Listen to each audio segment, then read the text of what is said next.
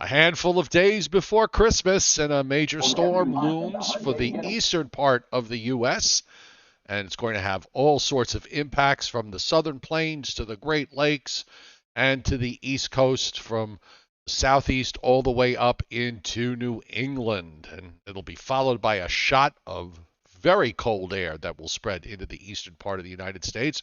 We will have that all and much more on the Joe and Joe Weather Show, which is brought to you by Omni True Value Hardware at 1226 North Wellwood Avenue in West Babylon, New York. They serve the entire New York, New Jersey, Connecticut tri-state area.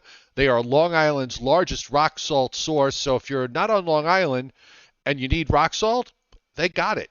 And they also have all the great snow and ice melt products that are on the market. You might be on the market for a new snowblower or two, or maybe just general supplies like shovels, scrapers, snow blowers. Maybe you need a new generator. You can find it all at Omni True Value Hardware. 631-756-1125 is the phone number. Nowhere can you find better prices anywhere, and the best part is the website. And the website is OmniTrueValue.com. And I wonder how many people are actually going to find one of those snow blowers under their tree on Sunday morning. Yeah, not me. Or maybe a bag of Pelado. or Mag Ice Pellets and Flakes. Good evening, everybody. Welcome to the Joe and Joe Weather Show, an almost nightly excursion here on YouTube. I'm Joe Cioffi, Joe Rayo, my colleague of many years to my right, and we are on Monday through Thursdays at 7:35 p.m., Sundays at 11 a.m. However, this week the schedule is just a smidge different because we are going to be on Friday with this storm going on. We'll be on Friday at 7:35, but we will be off on Christmas Day in order to preserve the life of my colleague. Well, it doesn't really matter to me, but yeah, okay. We've had a lot of new subscribers to my YouTube channel for the Joe and Joe Weather Show. We welcome all you new folks that are on and either on the chat board or just lurking in the background. Subscribe on to my YouTube channel so you can get notifications. Make sure they're turned on every time the Joe and Joe Weather Show is on so you don't miss it. And if you like the show, hit the like button because that makes us happy. And it's good. Also, it's good to be happy. It's also making us happy. I'm watching it as you're speaking. Is the little thumb indicating likes, and it's going up very quickly. It's rapidly going up. It's up to 61 on my screen right now, and still going up, up, up. Awesome. And a lot of people, Joe, are kind of bummed out about the fact that we will see wet weather here to finish out the week, and temperatures on Friday, I think we take a run at 60 degrees, believe it or not. Oh, I have no doubt. Warm air surging up ahead of that cold front, and as fast as that gets in, I was looking, and I'll show it later on. I've got a loop of the European model temperatures every 6 hours.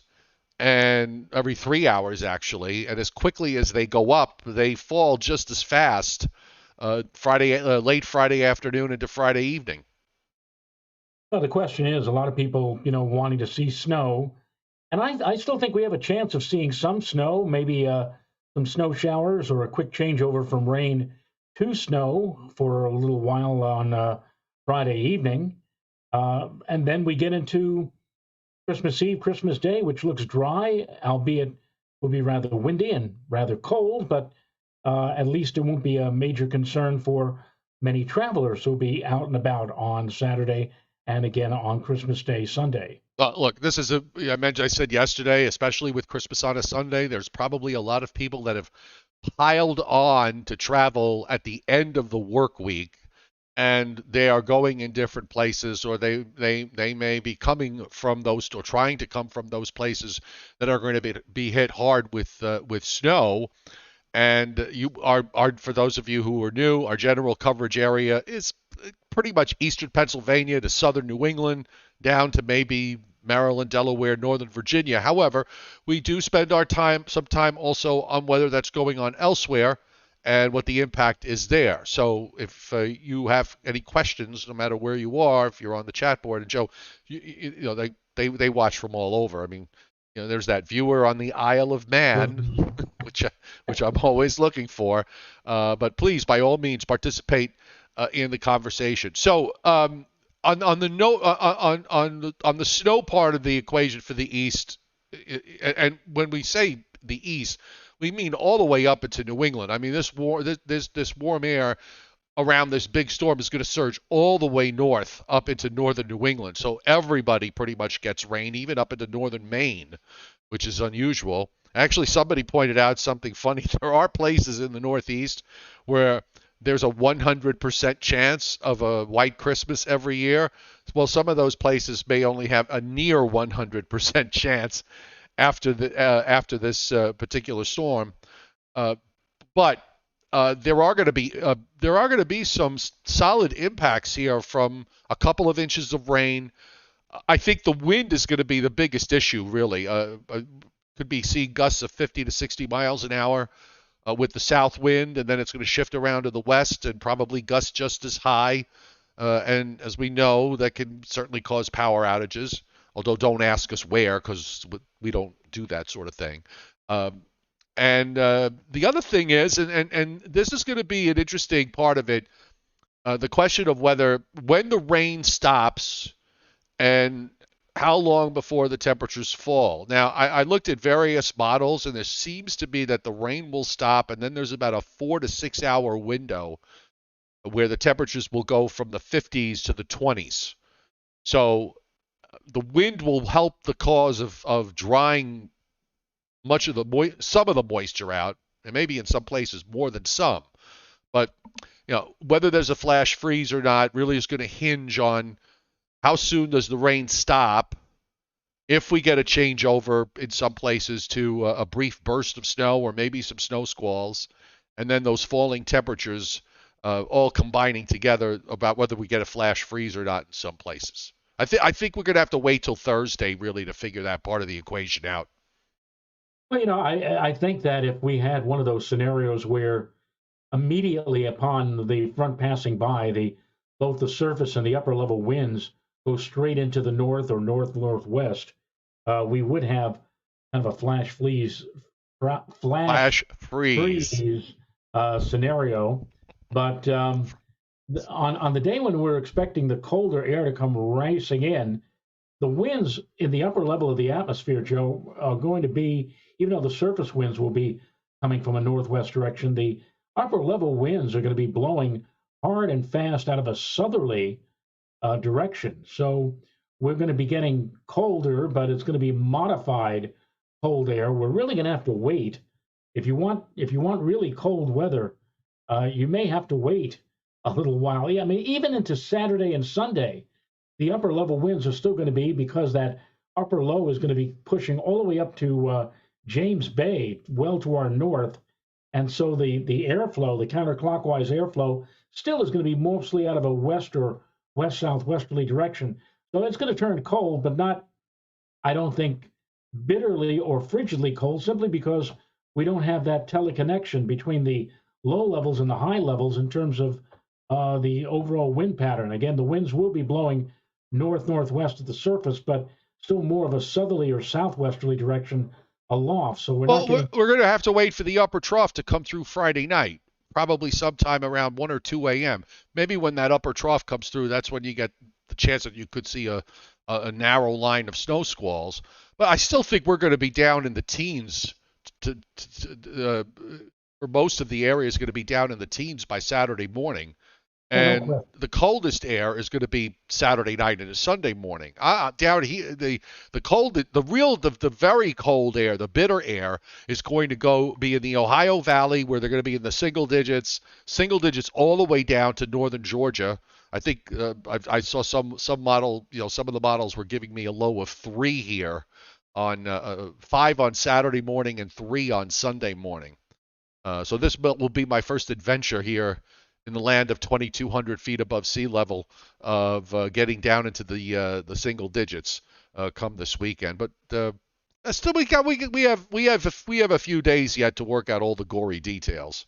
Yes, yes, and believe it or not, as cold as this will be for Christmas, by the time we get to New Year's Eve, New Year's Day, from what I saw on some of those longer range models, we may actually be into a balmy weather pattern to finish out the year on Saturday the 31st and Sunday the first day of 2023. Yeah, certainly does look like after the middle part of next week, there won't be much of any cold air around just about anywhere. So, um, well, it'll give us a break. But I'm seeing a few things beyond that with the polar vortex that I thought was pretty interesting after we get past the first few days of January. But again, that's all in the long range, which always leads us down to one path or another. Early super chat hit from Howard Hassel. Thank you for hitting the tip jar. And on that note, Howard reminding me that it's time to get going and start doing some weather here. And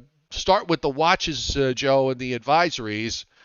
And one thing I want to point out, there's a few, we oftentimes quote little weather rules to abide by, and one of them is when there's a winter storm warning and it's going to snow in Seattle, that's usually a pretty good sign that it's not going to snow in the eastern part of the United States. And indeed, we have winter storm warnings up for Seattle. They actually are forecasting 2 to 4 inches in some places in and around the city there. And you see they're peppered up in the Northwest and in the Northern Rockies. We've got winter storm watches now posted, and this is for the developing storm for southeastern Wyoming, much of from northwestern, let's say the northern half of Colorado and the entire eastern part of Colorado, eastern New Mexico, northwest Texas, virtually all of Oklahoma except the southeast, most of Kansas, southwestern Missouri, and northwest Arkansas. And they've already put up winter weather advisories on the northern flank of that. Although I'm not quite understanding why they went the advisory route, unless I got my colors wrong, but I don't think I did.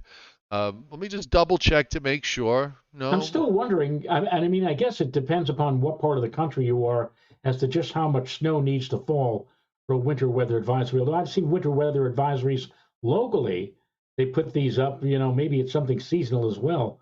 Maybe early or late in the season, 1 to 2 inches will qualify as a winter weather advisory. Otherwise, it's more or less two to four. And in other parts of the country, it's something else. So I don't really know what a winter. And Right. they were supposed to do away with winter weather advisories, weren't they? Yeah, they're still figuring that out. By the way, so let me take back everything I just said. I'm not good with colors. Okay, so the blues there look a lot alike to me, but I just double checked. So those areas I described in southeastern Wyoming, Colorado, northwest Texas, Oklahoma, southern Kansas, and southwest Missouri, northwest Arkansas, those are wind chill advisories that they have up.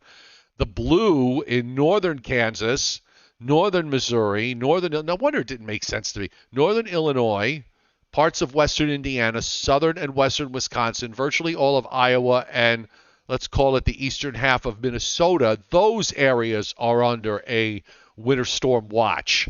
So I apologize for the error. I was wondering because I've got the snowfall forecast map, which I'll bring up right now, and they're forecasting, a general band of 8 to 10, 8 to 12 from northeastern Kansas up into the upper peninsula of Michigan. And I'm thinking, why do they have advisories up over there?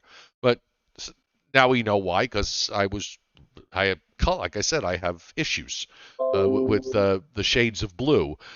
You can see surrounding that general 1 to 2, 1 to 3 inch snowfalls throughout much of the northern plains. You know who's going to have a white Christmas just pretty much by looking at this map. And then you get into some bigger amounts in northwestern Wyoming, northwestern Montana, northern Idaho, and in the Sierra Nevadas, and also, again, in and around the northwestern Washington, including Seattle.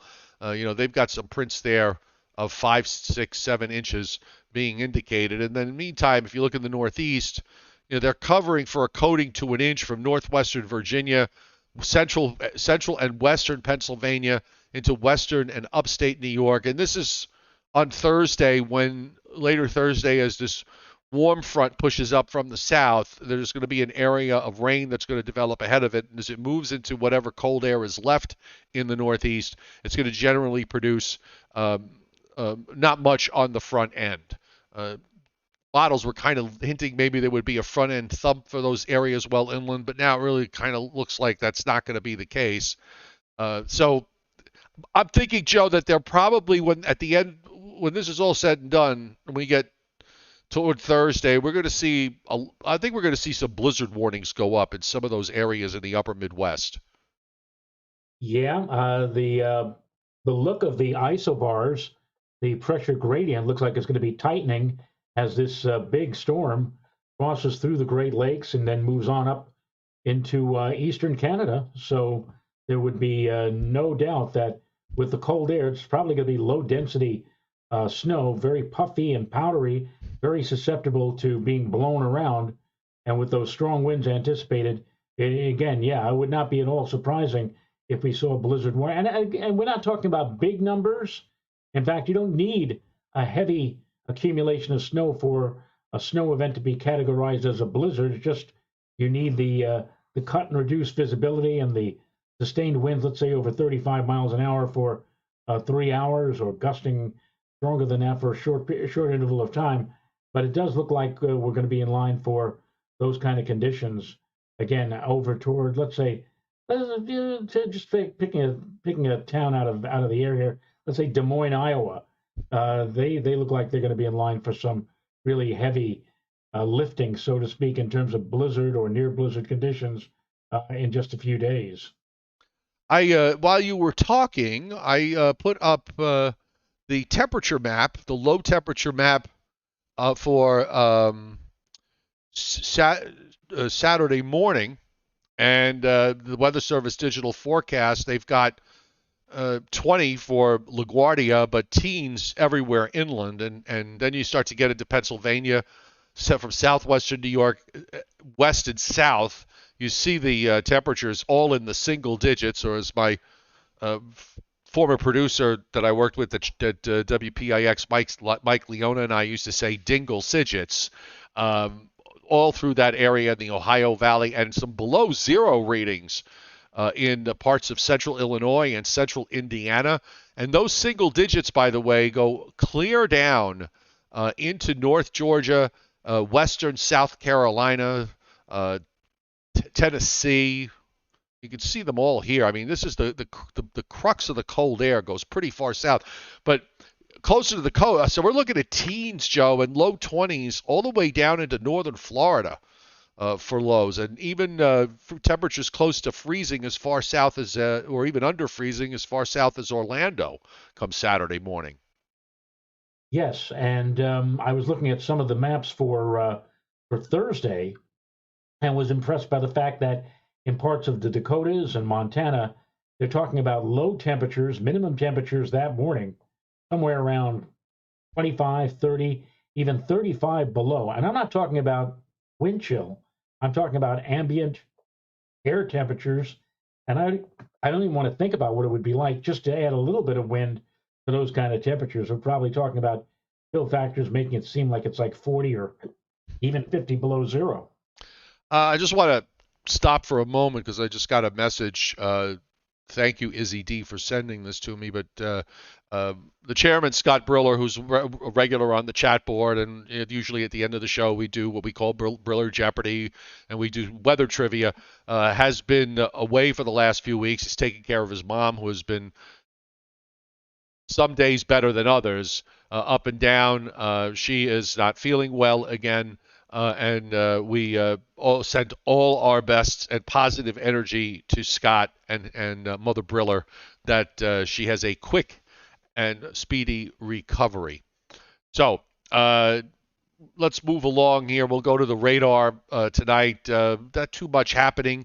Got some snow going on in the western lakes, back to about Minnesota, and it's mostly light stuff. And there's an area of rain and even some heavier rain now moving across the Gulf states from Louisiana east into southern Alabama. A little bit's now moved into southwest Georgia. Most of that is passing by to my south because I'm sitting where North Carolina, Tennessee, and Georgia meet. I'm about 20 miles south of that point. And right now, I'm not doing anything, and it's a good thing because it barely got out of the 30s today here, Joe, after being down to 18 this morning. And if that moisture were to get up here now, it'd probably have some icing issues during the overnight. So I want this to go, pass by to my south. But all of this is sliding to the east. This is not moving up the eastern seaboard. And now coming into the Pacific Northwest is the lead moisture of the storm system that is going to be the major storm coming in a couple of days. So let's jump to WPC, the weather prediction, folks. I preset this map from earlier today, so we'll look at this now. I'm going to refresh it so we can get an update. So this is the probability of at least 4. Okay, I went with 4, and this was early because this only ended at 7 a.m. Thursday. So when I do the refresh, it'll go to 7 p.m. Thursday. But you can see where the areas are of 50% or greater. Western Iowa, northeastern Kansas, eastern Nebraska, and also a high likelihood of 80% or more over in the upper parts of the just touching parts of the upper peninsula of Michigan. So now let's do a refresh here so we can get the new one, which will take us to Thursday evening. And now you can see the rather extensive area. This is the probability of at least 2. And the 50% line dropping into northeastern Oklahoma, just north of St. Louis, just north of the 50% line cuts right southeast of Chicago. Chicago's at about 50 to 60% probability of at least 2. And you see this very large area of 95 to 100%. And also you see the areas that are up to the northwest where we have winter storm warnings now, particularly up in northwestern Washington and around Seattle where there's a high probability of at least 2. We can jump to a probability of at least 4 and look at the same areas. And you'll notice it's there's a 95% probability from northeastern Kansas. There's an 80% probability from northeastern Kansas, eastern Nebraska, northeastward, all the way up to the upper peninsula of Michigan. And there's some areas there in the darker reds that indicate 90 to 95%, and even 95 to 100% probability of at least 4. Should I do 8 or 12? Well, I think 8 is probably, I think if you do 12, you might be pushing the envelope, but 8 probably would be a better selection. All right, well, here's 8 for Iowa, small portion of southeast Nebraska, northwesternmost Missouri, and then northeastward, 40, 50, 60% probabilities into Wisconsin. And we'll probably see these numbers go up a bit when we start to add a couple of more days, a day or two additional here, because this thing is going to be running for a while up in and around the Great Lakes. Here's the long range, and our first day is Thursday through Friday morning, and you see the light blue is 70 to 90% probability of at least 3. Northeastern Missouri, northern half of Illinois, eastern Iowa, much of eastern Wisconsin, patchy areas there in northwestern Michigan, and also on the upper peninsula. And then on Saturday, an additional area here, 50 to the western edge of 50% is near Chicago and Milwaukee. Detroit is in the 50% plus zone. Parts of northwestern Pennsylvania, northeastern Ohio, southwestern New York, north central New York. So now we're going to get into some lake effect here by the time we get to Friday and Saturday in a lot of these areas. And oddly enough, I don't know why they did this, but they got the 10 to 30% line, and this is from Friday morning to Saturday morning, Joe. The 10 to 30% line, and maybe there's another upper trough rotating around that they've got a 10 to 30% of at least 3, almost to about New York City. I don't know. That just seems to be a bit much to me that they would do that. Covering southeastern Pennsylvania, the Hudson Valley is in it. Vermont, New Hampshire, and into Maine. I don't know. That just seems a little pushy to me by the time we I get to Friday and Saturday. I'm kind of surprised at that. I think that whatever we see, if we see any changeover to from rain to snow, I think it'll be long over with by Saturday morning, Christmas Eve morning. And Oh, it'll be over with before Friday morning when that thing swings around. so why do they have I to? don't know. I'm not sure why. That just doesn't make sense to me. Unless they're thinking early in the day, I don't know. With but by then it's like you see, it is over with for the most part. Uh, well, let's let's leave that alone, and then we'll come back to it and see what. Let's leave sleeping dogs lie. Yes. All right. So off to the upper air, and if this is not, a few people were asking me about the block and what happened. This is not really about the block so much because it's there. Okay, this is actually going back to Friday. You could see the blocking high that's up in the Davis Strait and over Labrador. You can see the other one that's in the Northeast Pacific. That's the reason why we're getting all this cold air. And of course, we had this, this upper low from this plain storm, Joe, has been around for almost a week, and it still hasn't completely gotten out of the way. But as we move along, and now we're into today, finally, we're starting to see the upper low make its exit in the eastern part of the United States, the Northeast, up to Nova Scotia and Newfoundland. And, starting off, at least going into Wednesday, the blocking high is still sitting there up in Labrador. But the problem is that if you watch what's going on in the Pacific Northwest, you've got that energy coming in, and you'll see that upper low just kind of stretches out. This breakaway upper low near James Bay on Wednesday, when the models were showing potential big snows in the Northeast and the northern Mid-Atlantic states, this upper low was supposed to track east toward the Canadian Maritimes, and that combined with the block would have forced this storm system to take a much more of a southern route. Okay, it would have led to maybe other forecast headaches, but the bottom line is it would have taken a much more southern route, and that is exactly what is not happening. The upper low is actually lifting northward and rotating around as the system that comes into the northwest strengthens and drops down into the northern plains. Anytime you have a low that's already cutting off in Iowa, you've got a problem as far as snow in the east is concerned, because that pops up the ridge up the coast, which is what you would be expecting in a situation like this, and then the upper low and the surface low that's with it, all the energy gets played out in the plains, in the Midwest, and they get the big storm for snow. We get the big storm with a lot of wind and a lot of rain. And as I said, that rain is going to go all the way up into northern New England. And then as that upper low just sort of rotates around back toward Sault Ste. Marie, by the time we get to Saturday, you've got this big vortex up there, and that's going to probably mean for a lot of lake effect snows that are going to be going on in the Great Lakes, in parts of New York State, Pennsylvania, Ohio, Michigan, and so on.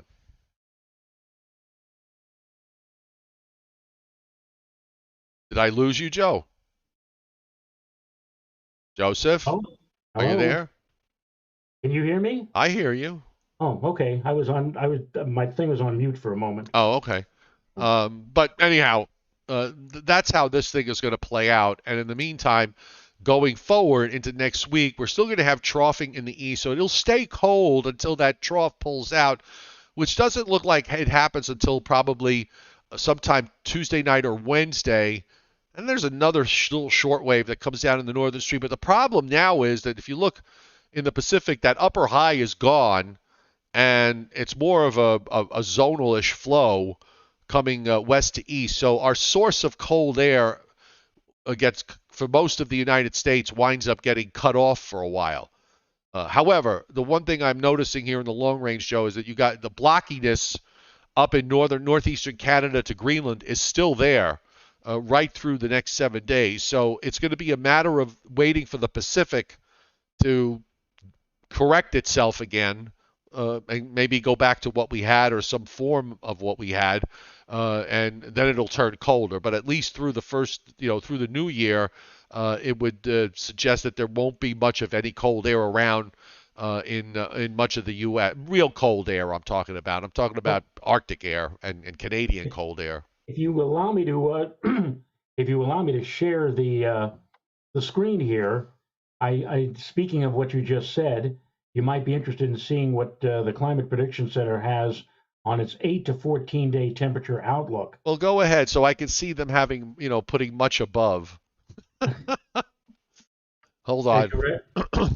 Yeah, I'm all set here. There you go. Hold on, I gotta fix. I just accidentally hit something incorrectly, so let me fix that.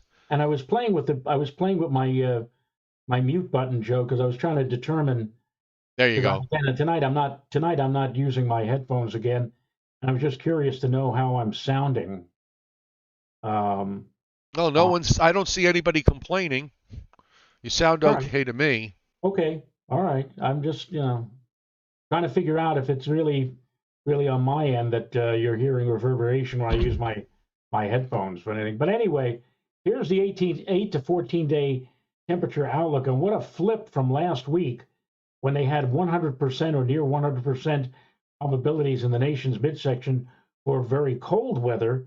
Now, all of a sudden, as we get ready to welcome in 2023, temperatures from coast to coast, Joe, all showing in varying forms above normal, particularly so over the far west, the plain states, and looky over New England above normal temperatures.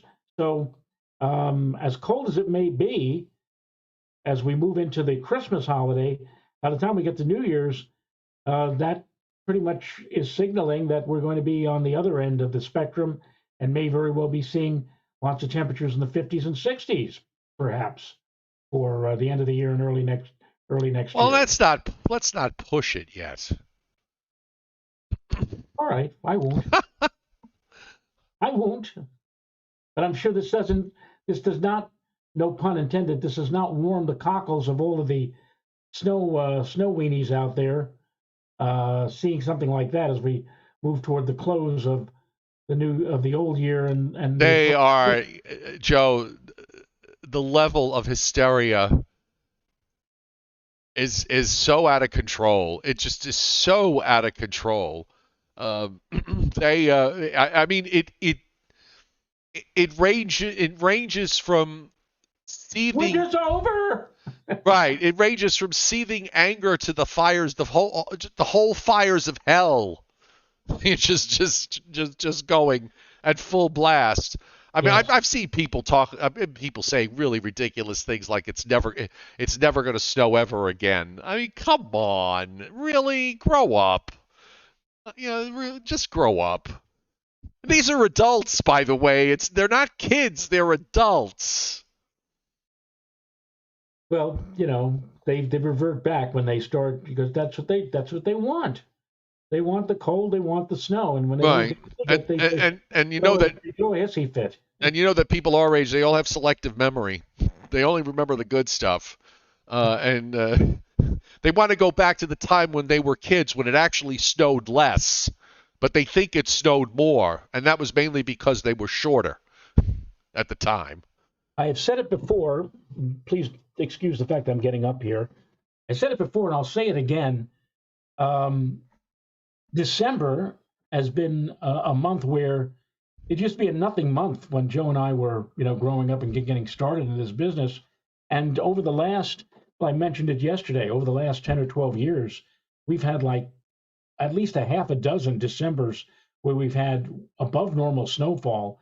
And in two cases, one year, 2010, we had 20 inches in the month of December.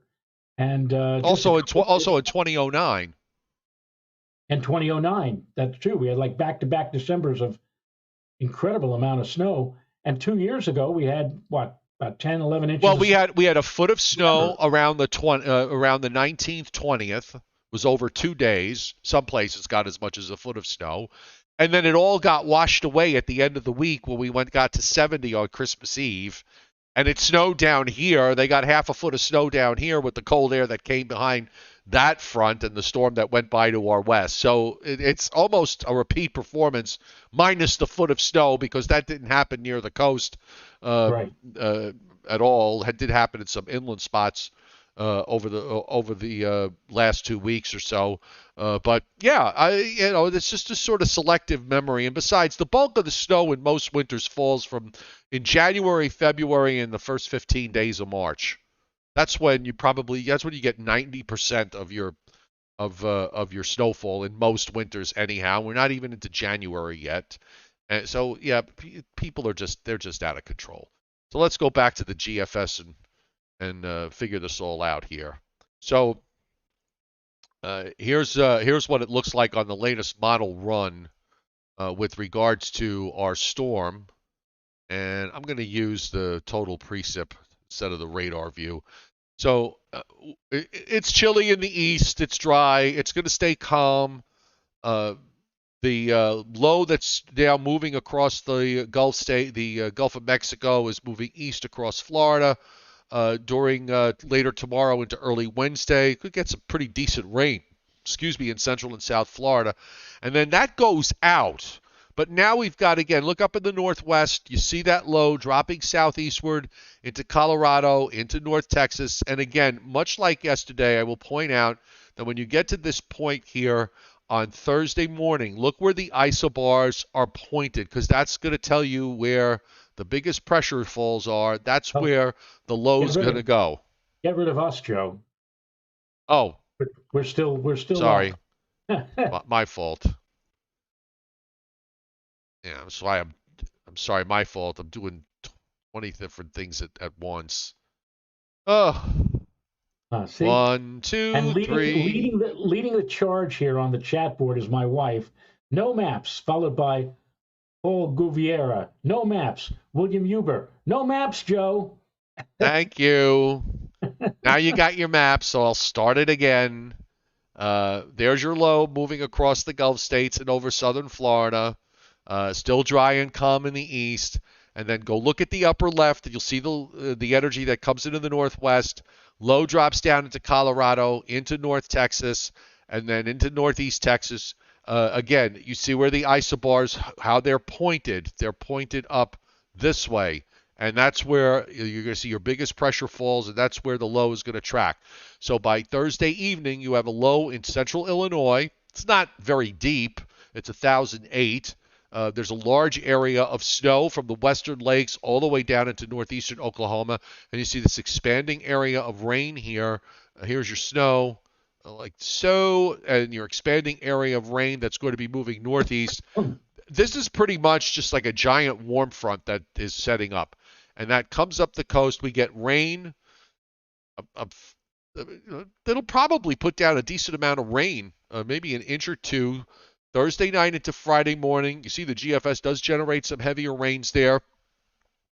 And then, of course, now you watch the cold front, because by this time, by Friday morning, Joe, there's a 982 low near Grand Rapids. And the gradient is crazy, especially in Ohio and western Pennsylvania and down the Appalachians.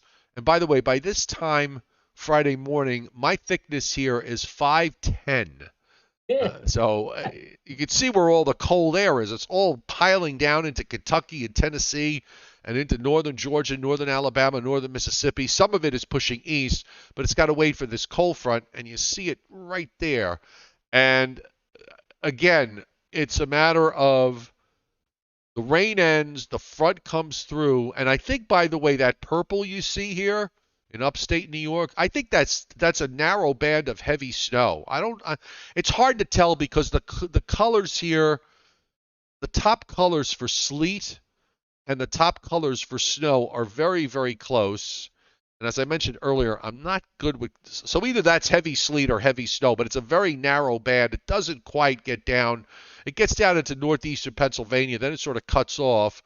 And the GFS does actually give a little bit of snow in that time frame, Friday afternoon into the evening. We'll see. The front is way past us by Friday evening. It's well into southeastern New England. And look at that gradient. Look at the gradient in New England, Joe. They're gonna blow away here. Actually, most of the east is gonna blow. The northeast is gonna blow away, but particularly New England is gonna get some pretty fierce winds. By Friday afternoon, the low's a 978 low, sitting somewhere near Glens Falls, I guess. And then it just sits there and rotates back westward toward Lake Huron, which explains all that lake effect. And then it just spins away into oblivion as we go through Christmas Eve and Christmas Day. But it is going to be it's going to be cold. I mean, you can see there's cold air all in the eastern part of the United States. This seems to suggest, though, that we're going to see a changeover sometime around 3 or 4 o'clock in the afternoon Eastern time on Friday from leftover showers over to snow, and it doesn't look like it's going to stay snow for very long because it looks like the snow, whatever snows that we get, will shut down or shut off quickly. But that is quite a punch, if you will, of cold weather. I'm looking now on the thermodynamic map, and it shows that the 32-degree line is over eastern Pennsylvania at 1 o'clock. And by the time, I guess this is the 18Z GFS, and that by the time we get to 7 o'clock in the evening, it's already now moving across east central Long Island and west central Connecticut. So yeah, I guess if you were to believe this, at face value, sometime around 2, 3, 4 o'clock on Friday, we'll see the big change with the shift in the winds, the big drop in temperature, and maybe if you're hoping for, not necessarily, this is not going to give us a white Christmas, but if you want to see snow, you just may see it for a little while Friday afternoon as that front. And we were discussing this morning, back and forth, Joe, what would be the possibility of us seeing a squall or two, or maybe a heavy snow shower coming through the tri-state area right around that time? Well, I looped the European temperatures, the actual temperatures. So it's going to start from the first frame. I'm waiting for it to get to the first frame, which is, there it goes. So this is 7 a.m. on Friday. It's 53 at 10, 56 in New York City at 1 p.m. At 4 p.m. it's 39. At 7 p.m. it's 27. At 10 p.m. it's 20. At 1 a.m. it's 17. And then it just stays in the upper teens for the rest of the night. That's the Europeans' view of all of this. But the thing is, the European model shuts the precip off, shuts the rain off at 1 o'clock in the afternoon, and there is no change on the European. Now, I also did a loop of the wind gusts on the European, and then we'll do the squall thing. Hang on a second. Let me get the European wind gusts. So again, starting from, this is 1 a.m., 7 a.m., 52 miles an hour at Brentwood, 50 miles an hour in New York City, 10 a.m., 1 p.m. I mean, it's basically gusting to 40 to 50 miles an hour into early afternoon. And then after the front goes by, it's still gusting 30 to 40 overnight into Saturday morning. So, just to emphasize the wind part of this, and you'll see also the big winds that go up into New England with gusts over 50 miles an hour being indicated. And even up in the Hudson Valley, all the way up to Albany, showing gusts of 50 plus with that in the south wind. And then gusts over 40 when the cold air comes into play. Now, here's what I was looking at when you were talking about the chance for a squall. So here's the upper trough, Joe. It doesn't come. The sharp part of the upper trough is coming through at 1 a.m. or so, and you see it there. 7 p.m., 1 a.m., sometime after 1 a.m. and before 7 a.m. So maybe what happens is the fronts goes by, the precip stops, and then it turns colder, and then we wait, with cold air coming in, and then we wait for the upper trough to maybe produce a narrow band of snow showers during the early morning hours, and then, it dries out after that. I mean, I can't see what WPC has with that 1 to 3, that 10%, 10 to 30% chance down almost to the coast, starting at 7 a.m. on Saturday. I think it's really going to be, if something's going to happen, and maybe with the snow squalls, somebody gets the ground whitened. Maybe somebody gets, maybe some areas get a half an inch or even an inch, because it happens in about 15 or 20 minutes and then it's gone. Well, that could we have seen that, not too often, but we have seen that in the past where an upper level disturbance is this push of PVA, if you will. Remember the old days on the old LFM, you'd look for the PVA. Yes. That you get this isolated but narrow band of either rain or snow that moves on by, and that's certainly a potent area coming through in the late night hours of Friday or early Saturday morning.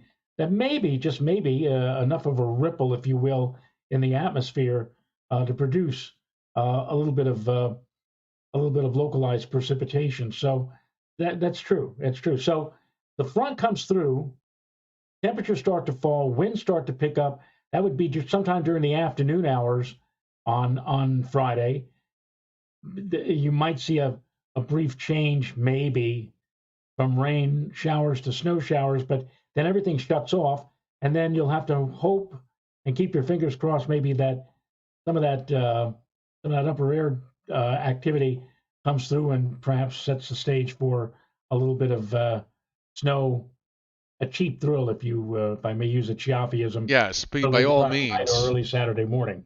The uh, it should also be pointed out, by the way, I mean, this image of a white Christmas, which Mr. Dickens had in A Christmas Carol, when he wrote at a time where the weather in Britain, it snowed quite a bit in that period of time in the early 1800s, or the first half of the 1800s.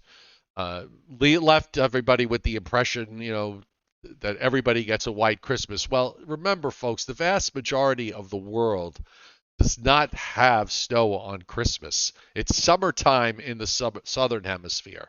Okay, so you basically have to go to Antarctica to find snow this time of year, and even there, you start to get into the summer months.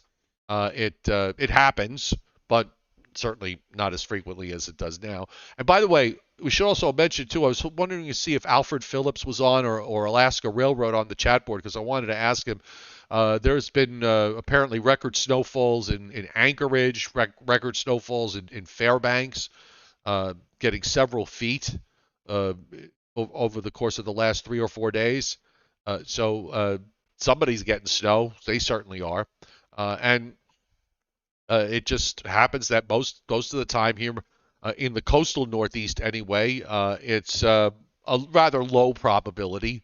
We haven't had a white Christmas. Now, white Christmas, I define it as either it snows on Christmas or there's actually snow on the ground. So if you use either of those, 2009 would have been the last time we had a white Christmas, I believe. So we haven't had one in 13 years. And there have been stretches as long as 17 years between white Christmases, if you go back and look at the stats. On the other hand, we didn't have a white Christmas in 2010 because the Boxing Day storm didn't start until the next day. Right. And I actually, you and I both could probably recall there have been a number of times where we didn't have any snow on the ground for Christmas, but we had snow events in that week between Christmas and New Year's Right. that we would get snow. So, it's a chance happening. Most of the time it doesn't happen. At least in New York City, it doesn't. Of course, the odds go up substantially as you move up through upstate New York, and as you move across Pennsylvania, and then you move up into New England and around the Great Lakes, and in the Northern Plains, and in the Rockies, and in in the West. Away from, well away from the ocean, of course, but yeah, most of the world spends their Christmases on the beach. Yeah, Australia. I remember one year, a few years ago, when somebody, an acquaintance, sent me via messenger. something. It was 118, not 118, 108 degrees in Sydney, right around Christmas Day. So it can get hot down there. Bill Corbell, our good friend, uh, talks about when he was in the armed services and he was actually down in the southern hemisphere one Christmas, and he said the crazy Aussies had taken this thing as kind of like the equivalent of a fire extinguisher or whatever, and sprayed white foam over everything, trying to mimic snow and trying to create their own kind of white Christmas.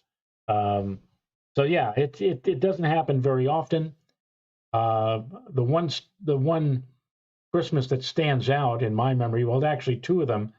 1966, we had the so-called Donner and Blitzen snowstorm, Christmas Eve night into early Christmas morning. That dropped about 6 or 8 inches. And the first year that I was here in this house in 2002, on Christmas Day, we had a major snowfall, something like 8 or 10 or 12 inches of snow, which continued into Christmas night. But those are the only two that stand out as far as a quote, white Christmas. Of course, 2 years ago, Joe, we had like a foot of snow on December 15th, and that seemed like there was going to be a lock in 2020 for a white Christmas. And what happened? On Christmas Eve night, we saw temperatures soar into the 60s. We had lots of fog, which eats a lot of snow very quickly, too. Some rain. Woke up on Christmas morning, nothing. All the snow was gone. And that's how quickly you can get rid of a foot and a half or a foot of snow when you have all of that fog and southerly wind and rain and temperatures in the 50s and 60s. And so that blew that white Christmas. And as we just pointed out, aside from maybe a little changeover on Friday afternoon, and then maybe Friday night or early Saturday, we get with one of those upper level troughs, a brief burst of snow shower or maybe a squall. That's about it. That's all we can hope for a white Christmas in 2022. Let me go through a couple of super chat hits before they fall off the chat board and I can't see them. Colby and Shonda Free, welcome to the Joe and Joe Weather Show. Welcome to my YouTube channel, and thank you for the super chat hit. And also a new name here, Aaron Yonkers Drums, hitting super chat. Buffalo blizzard warning possible maybe Friday, Saturday. Hey, with the lake effect? Yeah, I mean, or certainly a lake effect snow warning, I would think would probably go up over there for that area. Would not be a shocker. And there's going to be some very active lake effect with that thing rotating for an extra day. Brandon Doherty hitting super chat tonight. Thank you, Brandon. Eric P. hitting super chat tonight. Also, thank you, Eric. And hitting also the tip jar, we have Michael McGuire. Let me get to his. Hold on a second. There it is. Michael says, I'll be traveling to Maui on New Year's Eve. I know this Kona low should be gone by then, but can you briefly address that system? Well, this falls into the I'm going to now rub it in category, Joe. There's a winter storm warning up for the Big Island summits above 10,500 feet of elevation in Hawaii. Okay? Heavy snow, blowing snow, blizzard-like conditions, okay? Now, I don't understand that part of it that they say blizzard-like, okay? Since they're forecasting accumulations of up to 8 inches and winds gusting to 100 miles an hour. I think that is blizzard. I don't think they have to use the word like in there. So as far as that Kona low is concerned, let me just take a quick look for you, Michael. Whereas I got to find the right map. And incidentally, also on the chat board, super chat list, we also had, this goes back a ways, David Fuller and also Howard Hassel hitting super chat tonight. Thank you very much, David and Howard, for that. So right now, I'll put it up on the screen for Michael to take a look at. And let me get my face out of the way. So there's this big upper low out in the Pacific, out at about 33 and 164 and a half, the latitude and longitude. And you can see where Hawaii is. And it's swinging southeast and coming right over them tonight into tomorrow. And then the trough starts to lift out and weather conditions improve. There's another upper low and trough that approach late in the week of this week. But that doesn't get far enough south, and that just kind of lifts up. And after that, it's like a ridge builds in over the from the 28th to the 29th. There's a trough that approaches on New Year's Eve that goes by to the north of Hawaii. So on the whole, I think you're looking okay, Mr. McGuire, heading over to the Hawaiian Islands and to Maui, and you'll have much better weather there to enjoy yourself than I think you'll have anywhere else. Certainly in the winter areas on the part of the country that are having winter weather. Also, I should mention too, Steve Lapointe for some reason is having trouble getting on the chat board, but he's watching the show and he says hi to everybody. I'm checking Steve. I'm working on it. I don't know why you can't get on the chat board, but the problem hopefully will just resolve itself. Sometimes YouTube does funny things. Incidentally, Joe, you mentioned Hawaii, and I'm sure you must have heard this in the national news, but there was a Hawaiian Airlines flight that ran into a ton of turbulence, and people were actually screaming on board the flight. Well, I don't know exactly if they were screaming, but they said that quite a few people were bounced around, and in fact, at one point on the intercom, the plane intercom, they were asking if there was any physicians who were on board. And I'm just looking at the maps here, and it looks like there was some kind of a major upper level disturbance that was passing over the islands during the time frame. Well, actually, they're approaching the islands, and we'll actually be over them right now. But maybe this may have had something to do with that, or I don't know, it may have been clear air turbulence. But that was a Hawaiian Airlines flight. I've flown on Hawaiian Airlines, very good airlines. In fact, they pride themselves on being the most on-schedule airline of any of the major carriers. But apparently this happened over the weekend and really caused a lot of problems for them. So I always get that sickening feeling in my stomach. I remember when Ron and I were flying down to Chile last year. We were over Panama, and it seemed to me like the plane had dropped like a few hundred feet in a span of like 1 or 2 seconds. Like, no, it can be a little scary sometimes when you encounter rough weather aloft at 30 or 40,000 feet. Yeah, not for me.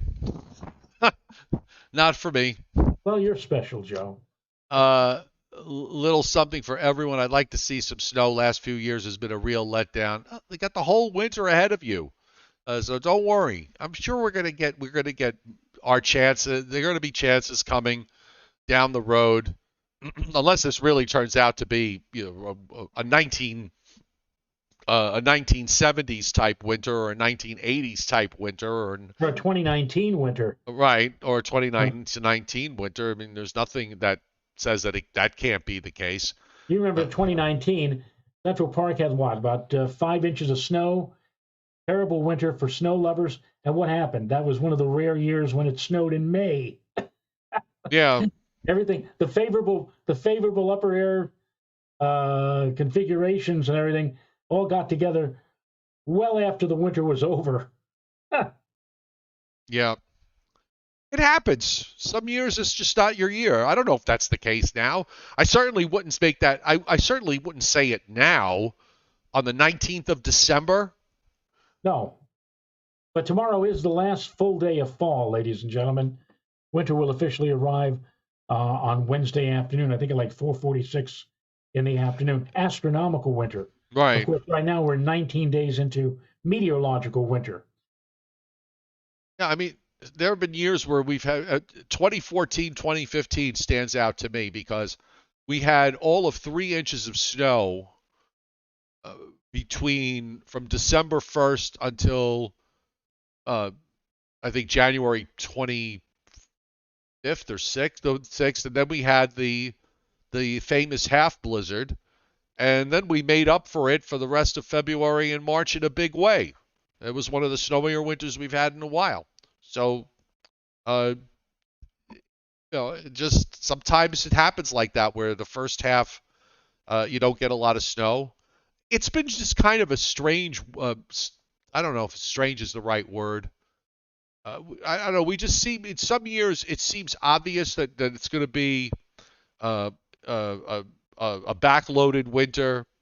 I thought it would be front loaded, and maybe you could make the case that was the correct prediction if you're talking about areas in upstate New York and for New England. I mean, certainly their snowfall has been ample this month, but it has not been one that started out along the coast. I mean, and usually, Joe, I spend the first part of the, as we go into the winter months, I try to figure out a discernible pattern. A pattern emerges that in most winters, a pattern will emerge, and then it just kind of repeats that way for the next 3 months or so. I haven't yet been able to put my finger on a specific pattern because everything this month has happened in different ways.